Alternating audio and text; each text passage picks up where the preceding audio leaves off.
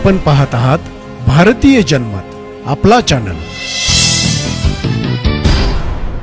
नमस्कार, मी मानसी धामणसकर। आपण पाहत आहात भारतीय जनमत न्यूज। नजर टाकत त्याच्या ठळक घडामोडींवर। मुंबईसह राज्यात दहीहंडीचा उत्साही माहोल पाहायला मिळत आहे। तरुणींच्या गोविंदा पथकाकडून रोमहर्षक थरार अनुभवण्यासाठी दहीहंडी प्रेमींची गर्दी उसळली आहे।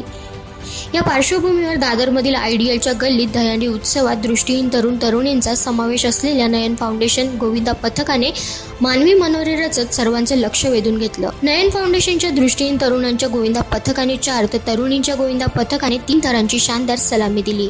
दरम्यान T20 क्रिकेट विश्वचषक विजयाचा जल्लोष आणि आनंद साजरा करण्यासाठी नयन फाउंडेशन गोविंदा पथकाच्या पुरुष सलामवीराने कर्णधार रोहित शर्मा याचा मुखवटा घातला होता। तर कोलकाता आणि बदलापूर प्रकरणाचा निषेध करण्यासाठी महिला गोविंदांनी फलक हाती घेतले होते।